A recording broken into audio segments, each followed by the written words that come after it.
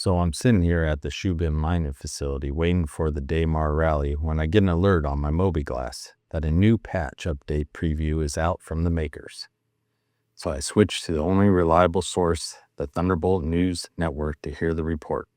Each year of Star Citizen brings with it a new beginning, including new content, new opportunities, and oftentimes a few new ways of doing things.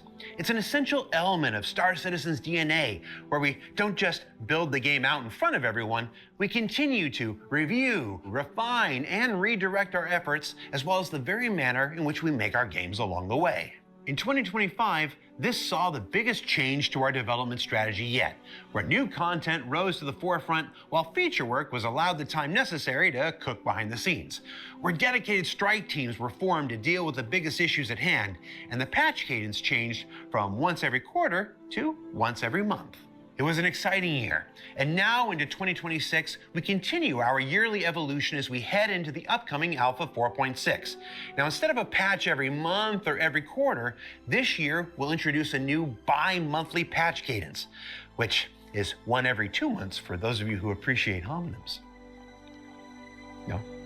That means that you're going to see big releases like 4.6, 4.7, 4.8 and the like in January, March, and May, and so forth, and so forth, and so forth. And between those patches, we're going to try a new initiative that'll still deliver smaller chunks of in-game content to keep things interesting, like the recent pricing surge on commodities from last week. And in the future, new mission contracts, new loot, and even new spaceships, and all without the need for a big, mega, full patch release.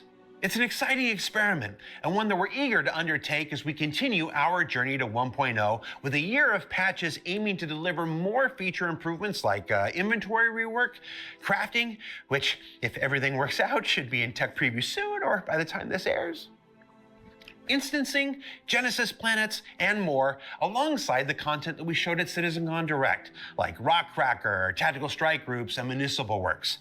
So, with all that said, let's go ahead now and take a look at some of what Alpha 4.6 has in store for us, and not just with its intended release next week, but throughout this February and into March.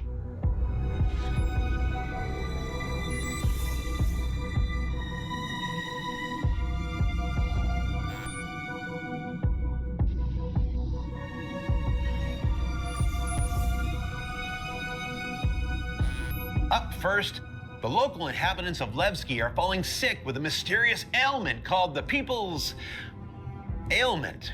I like how he pretends that he doesn't know the name of the mold infecting the station. I'm getting more PAX vibes. If you don't know what I'm talking about, check out the past report called Exposed: The Dark Secrets of Stanton. I will link it at the end. Either way, I'm pretty sure this isn't some mysterious affliction, but a purposely planted disease, either by ASD or it is a congressional political party like the Universalist Party. Party Chair Svensson has made it no secret their goal is to continue expansion of the government control, probably being used to subjugate the people of Nyx and bring them back into the fold. But, mold, are we going to get clickers from The Last of Us, or is this some proto-molecule experiment they got from the Expanse? Either way, Amelia Boyd was right to oppose them, and they assassinated her for it. May she rest in peace. Seemingly caused by the new strain of mold growing in the faulty air filters of Geisen Incorporated. Symptoms include coughing, chest pain, and fatigue. This mold is super resistant and forcing the free and independent people of Levski to reach out to the UEE for help. Now, it's up to contractors like you to race against the clock and save as many folks from fungal fatalities as possible. And, of course, pick up some rewards along the way, like this cool new medical-themed armor set, med gun, ship paints. Ooh, cool rewards to distract from their experiments. Well played. I do like a good community event with free swag. And more. And in feature work, the first iterations of cockpit light amplification are also rolling out for select spacecraft. It's an exciting step forward in addressing one of the oldest struggles pilots have when flying or driving around the dark side of our planets and moons. And like most new features in Star Citizen, this will continue to evolve, improve, and expand to additional vehicles in subsequent patches. And look at all the different colors. And speaking It's of the about oldest time. struggles, It's not like the we didn't Aurora, have night classic vision ship since the from RSI, 1900s. heart of our original crowdfunding campaign and most owned vehicle in the verse, is finally getting its gold An standard Aurora pass in upgrade Alpha to sell you on 4.6. right before they released the Mark II Bringing version the of it feature and to function sell you on parity with another today's upgrade. latest and greatest for those pilots who enjoy flying a true Star Citizen classic.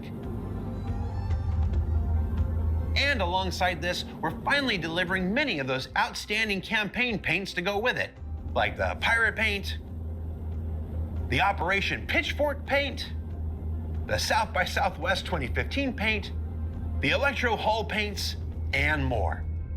For 4.6, these will be delivered exclusively to those OG backers who earned them by supporting the original campaign, but may become available in limited supply later this year if there's enough interest. I suspect you can let us know on Spectrum, Reddit, and social. And in additional content stuff, And more those swag to cool sell you on. holographic skull helmets we came up with so long ago are finally being delivered to our development subscribers. I'm excited because I've been wanting to recreate that Skeletor meme on social with it since we first unveiled it. There should be memes here, unless we couldn't think of any.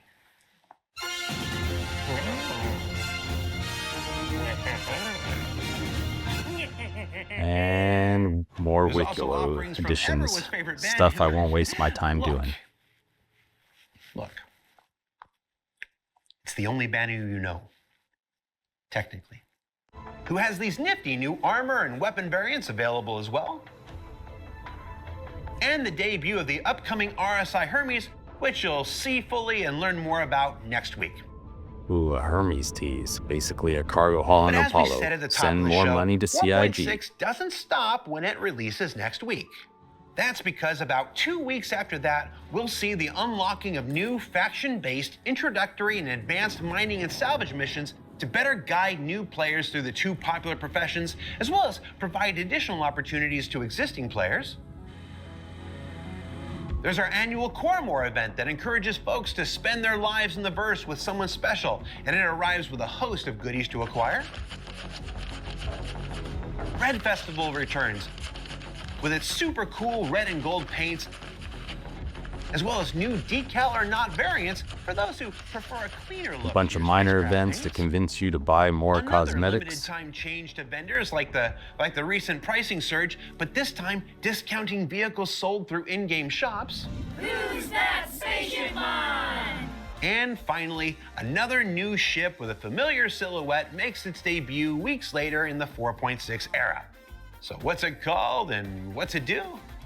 Well, I'm not going to tell you, because I'm not sure we're getting away with that whole what's that spaceship on thing. So come back in a few weeks to find out. You see that face? He knows that we know it's an Argo mole with a salvage scraper instead. Easy switch over roles to program for the Argo and to sell you on buying another ship for those industrial faction missions they're bringing in. Ultimately, 4.6 is the start of a new season of Star Citizen content. Then that he will goes into continue some to garbage expand the about how story this and is gameplay of expanding Nyx, missions into the Nyx. features and capabilities Basically, of the the universe UE is itself, going to take over and the sector. continuing development of the project as a whole. And as far as shows like this are concerned, well, I'm happy to report that we're going back to weekly from now on. So whether that's ISC, SEL, BTS, or whatever a particular episode is called, we'll be back with something to share each and every week that we can. I've missed you. And one of you sent me a giant wooden hammer, which kind of feels like a threat. But I'm going to try my best. See you next week. Also this week, they are offering a in case you missed it deal for ships released in 2955. Not all of them have discounts, but I listed them here, and some of the ships overlap. But if you had the Mustang Alpha game package, you could do a CCU upgrade to a Starlancer TAC, for example, for $240 US. saving $90 off the $375 US a tack would normally cost.